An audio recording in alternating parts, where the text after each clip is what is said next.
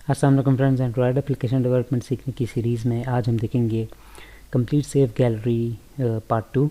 और last video में हमने देखा था कि हम कैसे जो है प्रोजेक्ट का सेटअप बेसिक हमने किया था, स्ट्रिंग्स वगैरह ऐड की थी XML में, इसी के अलावा डिपेंडेंसीज़ वगैरह ऐड की थी और कुछ 3-4 एक्टिविटीज़ हमने यहाँ पर ऐड की थी। मैनिफेस्ट में परमिशंस 2 ऐड की थी, रीड की और राइट की, ठीक है, स्टोरेज की। और इस वीडियो में हम देखेंगे कि कैसे न्यू एक्टिविटी या जो न्यू यूज़र आता है और वो अपना अकाउंट क्रिएट करता है, तो रजिस्ट्रेशन की जो स्क्रीन थी उस पर हम काम करेंगे। अगर मैं ओरिजिनल ऐप में आपको दिखाऊं तो हम ये स्क्रीन डिज़ाइन करेंगे, एग्जैक्ट ये वाली, ठीक है। तो मैं क्या कर लेता हूँ, ये डिज़ाइन तो मैं एज इट इज़ वहाँ से कॉपी करके पेस्ट करूँगा, लेकिन फिर आपको मैं साथ बताऊँगा कि ये मैंने क्या किया और क्यों, कौन सी चीज़ किस पर्पज़ के लिए। तो यहाँ पर आप देख सकते हैं मैंने कंप्लीट जो डिज़ाइन था वहाँ से कॉपी करके यहाँ पर पेस्ट कर दिया है। और अभी आप देख सकते हैं कि ये मैं सिर्फ बेसिकली और एज सच कुछ नहीं है इस डिज़ाइन में, मैं सिर्फ मटेरियल डिज़ाइन का एडिट टेक्स्ट यूज़ कर रहा हूँ यहाँ पर और उसके कंस्ट्रेंट्स वगैरह सेट कर रहा हूँ। और वो जो ड्राइबल के अंदर हमने आइकन्स डाले थे स्टार्ट में, आपको याद होगा, तो ये आइकन्स वो है, जैसे ये यूज़र का आइकन यहाँ पर ऐड हुआ है, इसी के साथ साथ नीचे एक और है कैलेंडर का आइकन है, फिर पासवर्ड के लिए पासवर्ड का आइकन है। ये सारे हमने यहाँ पर पहली वीडियो में यहाँ पर ऐड किए हुए हैं, ठीक है। बस आप अपने तरीके से इसको, जब डिज़ाइन आपको लिंक मिल जाएगा वीडियो के डिस्क्रिप्शन में, तो आप डिज़ाइन अपने तौर से एक दफ़ा देख लीजिएगा और अपने तरीके से इसको यूज़ कर लीजिएगा। इसके अलावा मैंने यहाँ पर कंप्लीट यहाँ पर ये जो लास्ट में सेकंड लास्ट है एक स्पिनर ऐड किया हुआ मटेरियल डिज़ाइन का, तो इसके ऊपर मैंने कंप्लीट से एक वीडियो बनाई है कि कैसे हम स्पिनर ऐड कर सकते हैं मटेरियल डिज़ाइन का, वो भी आप देख लीजिएगा। तो आपको इसकी इम्प्लीमेंटेशन कोडिंग के साथ आपको मिल जाएगी। यहाँ पर डिज़ाइन है, कोडिंग भी मैं आपको जब मेन एक्टिविटी अब काम करेंगे इस पे यूज़र की स्क्रीन के ऊपर, तो वहाँ पर मैं आपको बता दूंगा, लेकिन फिर भी आप अपने हिसाब से मटेरियल डिज़ाइन स्पिनर कैसे हम यूज़ कर रहे हैं, इसकी एक वीडियो है, डिस्क्रिप्शन में आपको लिंक भी मिल जाएगा, वहाँ से आप देख सकते हैं, ठीक है। इसी तरीके से यहाँ पर ये जो इंटर बर्थ डेट है, इस पर अगर बंदा क्लिक करेगा तो वो उसके पास क्या हो जाएगा कि वो एक कैलेंडर का डायलॉग बॉक्स ओपन हो जाएगा, ठीक है, डेट पिकर जिसको कहते हैं। उसके ऊपर भी मैंने वीडियो अलग से बनाई है, तो वो तकरीबन 10 मिनट की वीडियो है, वो भी आप देख लीजिएगा, तो उसमें आपको कंप्लीट समझ आ जाएगी कि क्या है क्या नहीं है। इस वक्त तो सिर्फ डिज़ाइन है, तो आप डिज़ाइन जो है एज इट इज़ लिख सकते हैं, वो मसला नहीं है, बस कोडिंग आपको आनी चाहिए इसकी, ठीक है। ये हो गया। इसके अलावा हमारे पास ये जितने भी हिंट्स जो मैं आपको पहली वीडियो में आपको बताता रहा हूँ कि ये जो हिंट्स है या टेक्स्ट कलर्स वगैरह है, वो मैं स्ट्रिंग्स की फ़ाइल में हमने पहले जो वीडियो थी उसमें ऐड किया हुआ था। जैसे फॉर एग्जांपल ये क्रिएट अकाउंट का बटन है ना, इसके ऊपर जो टेक्स्ट है ना, वो आप देख सकते हैं स्ट्रिंग्स के पास से हमारे पास आ रहा है। और स्ट्रिंग्स में अगर मैं जाता हूँ तो मैं ये सारी स्ट्रिंग्स मैंने ऑलरेडी ऐड की हुई है, ठीक है, पहली वीडियो में। तो आप अपने हिसाब से जो जो स्क्रीन की रिक्वायरमेंट है ना, वो स्ट्रिंग्स आप ऐड कर लें, ठीक है। और अगर आपने कंप्लीट कॉपी करके आप पेस्ट किए तो आप फिर चल सकते हैं एज इट इज़, जैसे मैं चल रहा हूँ, लेकिन आप अपने हिसाब से यूज़ कर लीजिएगा। ये हो गया। लेकिन एक चीज़ है कि आपको ये दिख रहा होगा कि ये जो क्रिएट अकाउंट का बटन है ये पर्पल नज़र आ रहा है, हालांकि हमारा जो थीम है वो चेंज है। तो थीम इस वजह से क्योंकि हमने थीम की जो कलर स्कीम है वो हमने चेंज नहीं की। तो मैं लाइट थीम को भी ओपन कर लेता हूँ, डार्क थीम को भी ओपन कर लेता हूँ, ठीक है। और मैं क्या कर लेता हूँ कि ये जो लाइट थीम है या डार्क थीम है जो भी है, मैं इसके ऊपर अपना जो है कस्टम जो मेरे पास वो है, क्या नाम है, मेरे पास थीम है जो मेरे पास ओरिजिनल ऐप के अंदर है, वो मैं वहाँ से कॉपी करके यहाँ पेस्ट कर देता हूँ। तो वहाँ से मैंने थीम जो है यहाँ पर लाइट के थीम में भी डाल दिया है और डार्क के थीम में भी। अब एक चीज़ है कि आपको ये दिख रहा होगा फ़ॉन्ट फैमिली के ऊपर रेड लाइन आ रही है, क्योंकि हमारे पास फ़ॉन्ट भी वहाँ पर मैंने कस्टम ऐड किया हुआ है, अपना गूगल फ़ॉन्ट रोबोटो मैंने ऐड किया हुआ है। आप जो है बेशक ना ऐड करें, आपकी मर्ज़ी है, लेकिन मैं जो है फ़ॉन्ट फैमिली रोबोटो ऐड कर रहा हूँ पूरी एप्लीकेशन के लिए, तो इस वजह से मैंने इसको थीम्स में ऐड किया है। तो आप कैसे ऐड करेंगे, मैं आऊँगा यहाँ पर हमारे पास, बल्कि आप सीधा इस एक्टिविटी के अंदर चले जाएँ, इस बटन के ऊपर आ जाएँ, इस बटन के ऊपर, तो आप ऐसे ही ऐड कर ले, ठीक है। बटन के ऊपर आप आते तो यहाँ से मैं इस पर क्लिक करता हूँ डिज़ाइन में और इसके एट्रीब्यूट्स में जाता हूँ। यहाँ पर मैं जाता हूँ फ़ॉन्ट फैमिली, ठीक है, फ़ॉन्ट फैमिली ऐसे सर्च करें। आप यहाँ से राइट क्लिक करके नीचे जाते हैं तो मोर फ़ॉन्ट्स आता है आपके पास, यहाँ से आप लिख सकते हैं जो भी फ़ॉन्ट आपको चाहिए। तो मैं रोबोटो सर्च कर रहा हूँ, तो रोबोटो को क्लिक किया, यहाँ से आप इसका प्रीव्यू जो है ना स्टाइल वो चूज़ कर सकते हैं कि आपको किस तरह का चाहिए। रेगुलर मैंने सेलेक्ट किया, ओके किया, तो यहाँ पर भी ये सेट हो जाएगा डाउनलोड होके। ठीक है, डाउनलोड हो चुका है और मेरे पास थीम्स में भी जो एरर रहा था वो भी रिमूव हो जाएगा। तो आप देख सकते हैं ये भी एरर रिजॉल्व हो गया, ये भी एरर रिजॉल्व हो गया। और इसके साथ साथ आप देख सकते हैं वैल्यूज़ के अंदर भी हमारे पास दो जो है एट्रीब्यूट्स ऐड हो गए।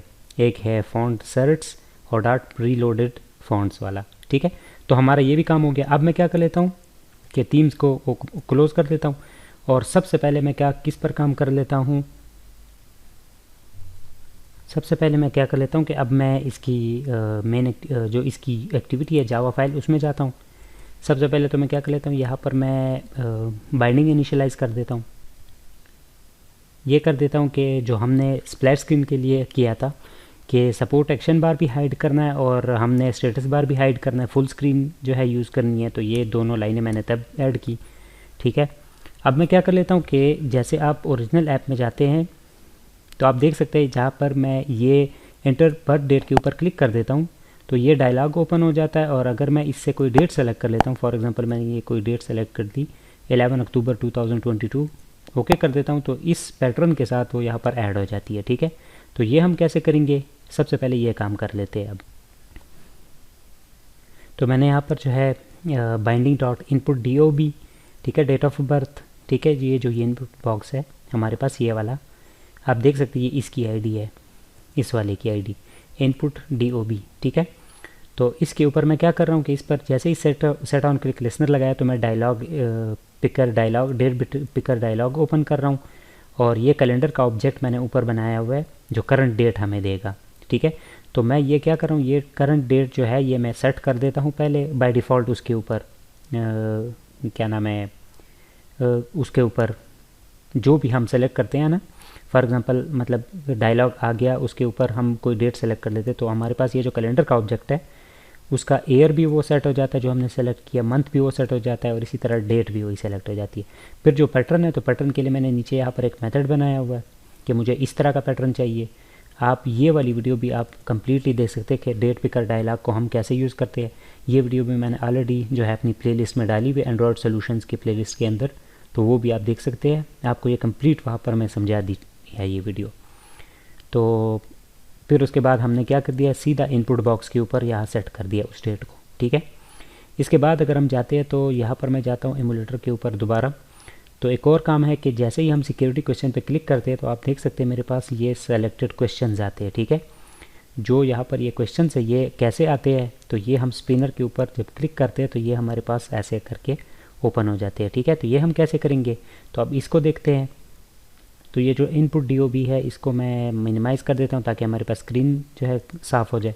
ठीक है, ये हो गया। इधर हम काम इसका ऐड कर देते हैं। तो सबसे पहली बात तो ये कि मुझे लिस्ट पूरी बनानी पड़ेगी क्वेश्चंस की। तो मैं क्या कर लेता हूँ, यहाँ पर सेव गैलरी के अंदर यहाँ पर एक पैकेज बना लेता हूँ और यहाँ पर यूटिल्स का एक पैकेज बना देता हूँ। ठीक है, इसमें जो यूटिलिटी की क्लासेज होगी वो यहाँ पर डिफ़ाइन होगी। यहाँ पर मैं एक क्लास जो है वो ऐड कर देता हूँ, वहाँ से मैंने कॉपी की, यहाँ पर पेस्ट कर देता हूँ। ओके, और इस क्लास के अंदर क्या हुआ वो मैं आपको बता देता हूँ। क्लास के अंदर ऐसा सच कुछ नहीं हुआ, बस ये है कि इसको मुझे इंपोर्ट करना पड़ेगा इस रिसोर्सेज को। तो इंपोर्ट क्लास, ठीक है, ये हो गया। यहाँ से मैं इसको रिमूव कर देता हूँ, माई सेव गैलरी वाली इंपोर्ट आ रही थी क्योंकि मैंने कॉपी किया है।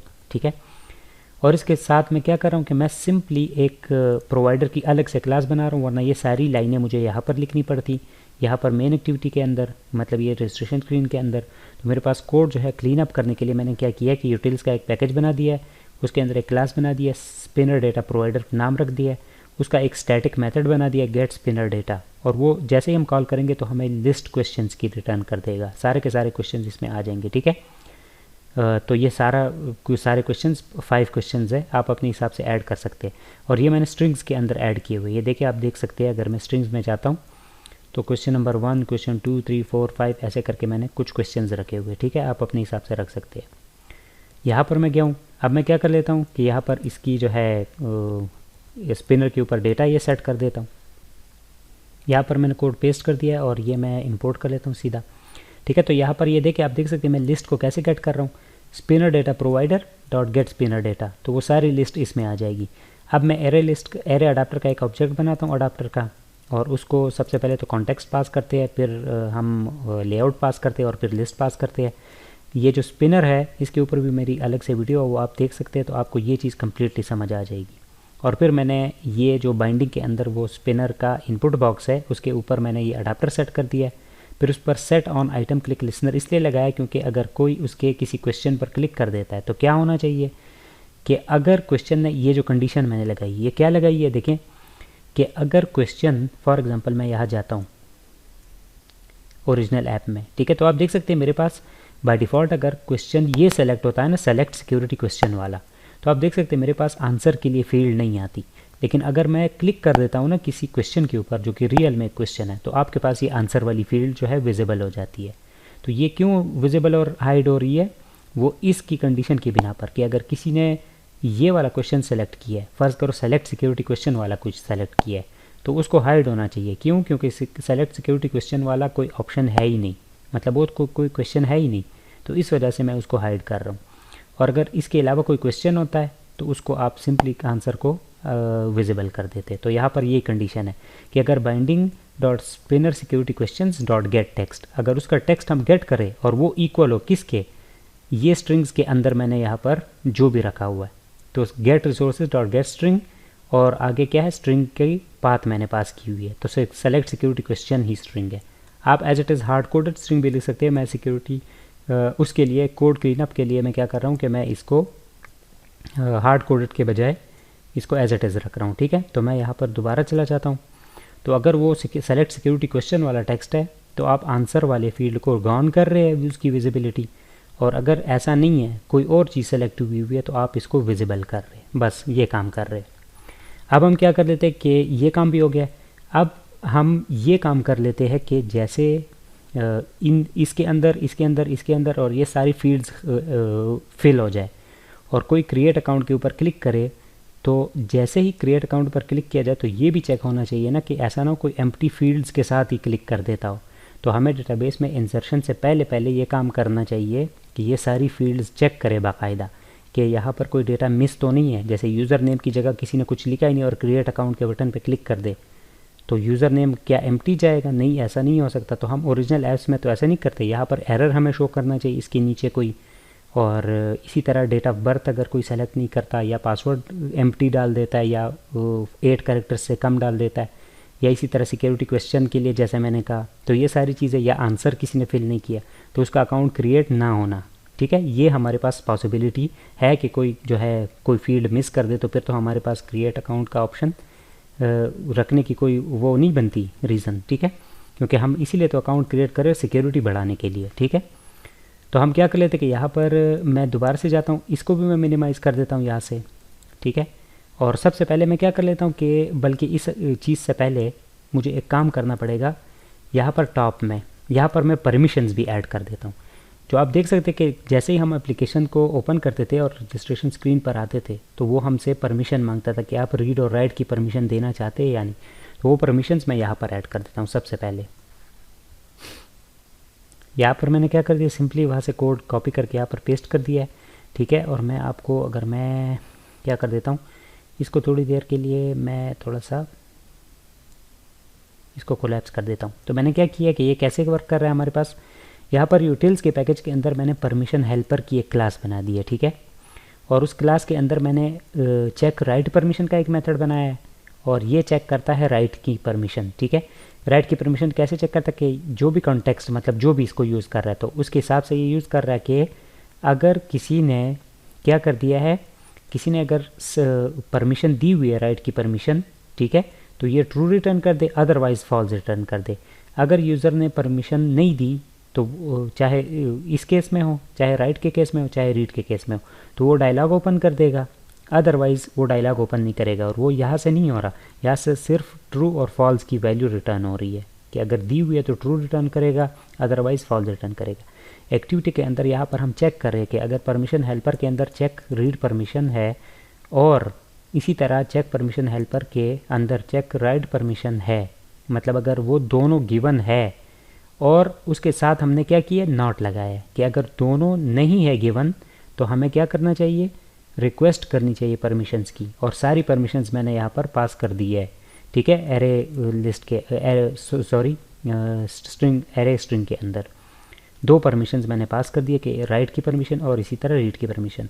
और हम रिक्वेस्ट कोड भी साथ भेजते हैं, तो ये एंड्रॉयड के लिए है, फ्रेमवर्क के लिए, तो ये हम अपनी मर्ज़ी से कोई भी पास करते हैं। मैंने 100 पास कर दिया, आप अपने हिसाब से 1 पास कर दे, 2 पास कर दे, आपकी मर्ज़ी है, ठीक है। परमिशन का काम हो गया। अब मैं क्या कर लेता हूँ, जो हम कह रहे थे कि हम क्या कर लेंगे कि पहले यूज़र के डेटा को चेक करना चाहिए हमें कि यूज़र ने सही डेटा एंटर किया या नहीं। तो यहाँ पर वो कोड मैं पेस्ट कर देता हूँ, फिर मैं आपको समझा देता हूँ। तो यहाँ पर मैं क्या कर लेता हूँ कि binding dot btn create account dot set on click listener, अगर इस पर कोई क्लिक करे तो क्या हो, यहाँ पर नीचे एक मेथड मैं पेस्ट कर देता हूँ सबसे पहले तो, ठीक है। वैलिड यूज़र का एक मेथड मैंने वहाँ से कॉपी करके पेस्ट किया है, और इसके अंदर हम क्या करें, सिंपल एज सच कुछ नहीं है, कोई बड़ी लॉजिक नहीं है।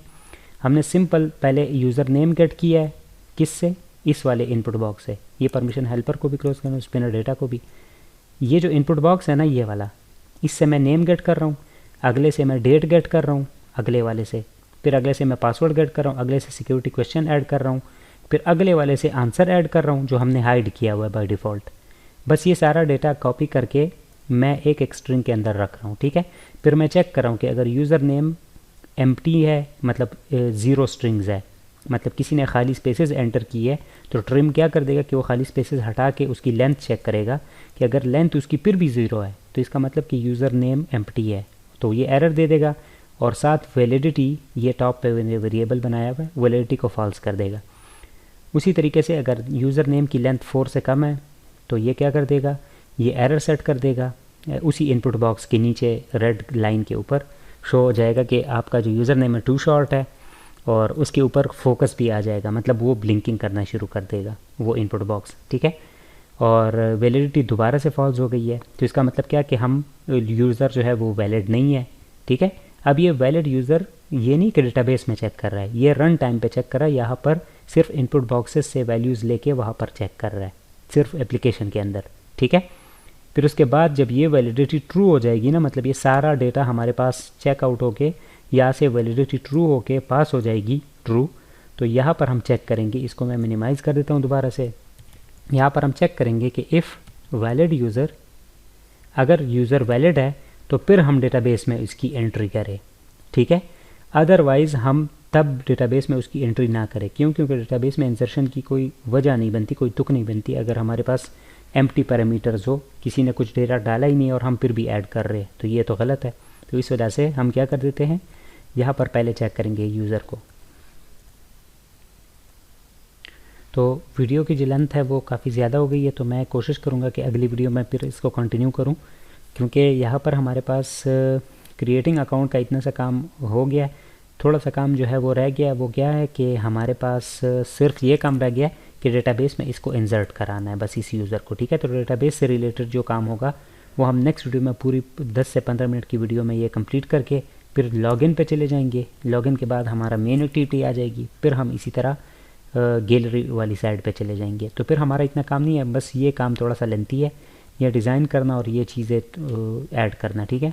तो इस पे थोड़ा सा अगली वीडियो में काम करेंगे। नेक्स्ट वीडियो तक फिर मिलते हैं, तब तक के लिए मुझे इजाज़त दीजिए। अल्लाह हाफ़िज़।